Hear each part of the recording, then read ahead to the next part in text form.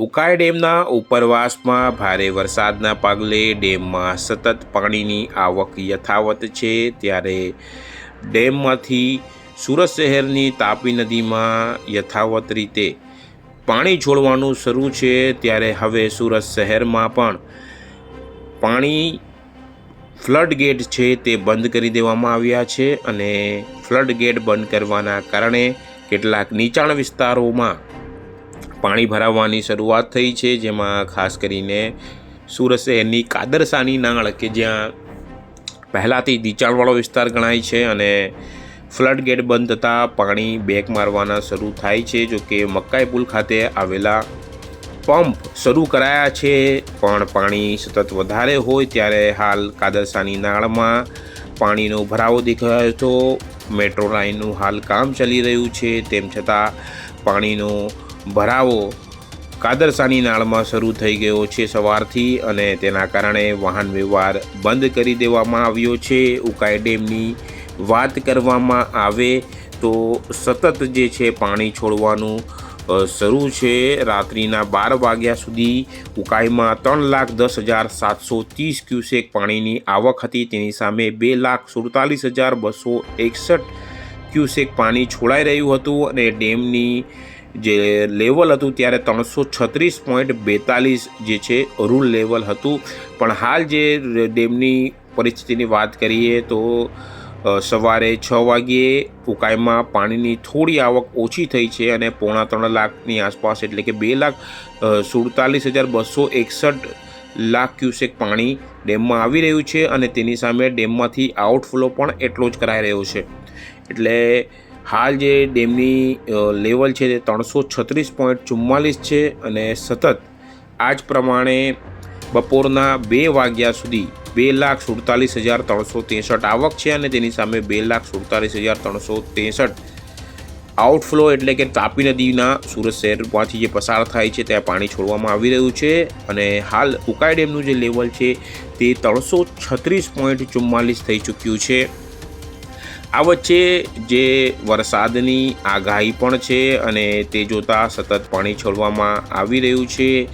આના કારણે છેલ્લા 3 દિવસથી જે છે ઉકાઈ ડેમમાંથી પાણી છોડાતા કોઝવે પણ ઓવરફ્લો છે। કોઝવેની સપાટી તેની ભયજનક સપાટી કરતાં ઉપર વહી રહી છે અને 10.08 મીટર સવારે 10 કલાકે નોંધાઈ હતી। હાલ વાત કરવામાં આવે કે કોઝવેનું જે લેવલ છે તે પણ વધી રહ્યું છે, કારણ કે સતત પાણીની આવકના પગલે હવે કોઝવેનું લેવલ વધ્યું છે। 7 થી 8 કલાક જે પાણી આવતા લાગે છે તે જોતાં હવે કોઝવેમાં પાણીની અસર દેખાઈ રહી છે। કોઝવે 24/8/2024 બપોરે 2 કલાકે 10.1 મીટરે વહી રહ્યો છે। તેના 4 ફૂટ 4 મીટરથી વધુ 6 મીટર કોઝવેનું જે ઓવરફ્લો લેવલ છે તેની ભયજનક સપાટી છે, તેનાથી કોઝવે હાલ 10.1 મીટર ઉપર વહી રહ્યું છે। એટલે હાલ જે છે કોઝવેનું પણ કહી શકાય કે ભયજનક સપાટીથી ઉપર વહી રહ્યું છે અને સતત જે શહેરમાં પણ વરસાદ નોંધાઈ રહ્યો છે અને ખાસ જે સેન્ટ્રલ ઝોનમાં ગઈકાલે 7 mm 10 વાગ્યા સુધી વરસાદ પડ્યો હતો। હાલ જે બપોરે 2 વાગે વધુ 2 mm પડ્યો છે। ત્યારે અન્ય ઝોનમાં હાલ કહી શકાય કે ઈસ્ટ ઝોન એ 6 mm બપોરે 2 વાગે પડ્યો હતો અને રાત્રિના 10 કલાકે એ જ 7 mm વરસાદ નોંધાયો હતો। ઈસ્ટ ઝોન બીમાં પણ બપોરે 12 વાગે 4 mm અને ગઈકાલે રાત્રિએ 10 વાગે 12 mm વરસાદ નોંધાયો હતો। હાલ સમગ્ર ઝોનમાં રાંદેર ઝોનમાં પણ 2 mm અને 4 mm એમ તબક્કાવાર 12 વાગે અને 2 વાગ્યા સુધીની પરિસ્થિતિ છે।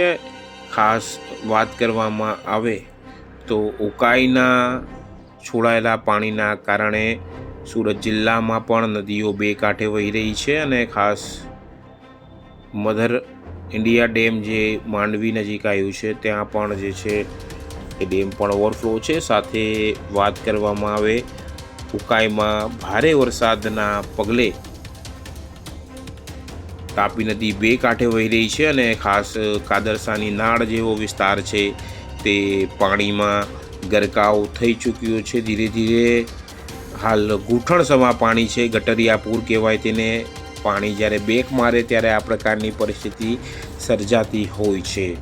આ સિવાય જો વાત કરવામાં આવે તો ફ્લડગેટ બંધ થતાં ધાસ્તીપુરા નજીકમાં પણ કેટલાક નીચાણવાળા ઘરોમાં ગઈકાલ રાતથી પાણી ભરાવાના શરૂ થયા હતા. જો કે ત્યાં પણ સામાજિક અગ્રણીઓ અને સુરત મહાનગરપાલિકાની ટીમ ફ્લડગેટ નજીક પંપ બરાબર ચાલે છે કે કેમ તે અંતર્ગત કાર્યરત હતી.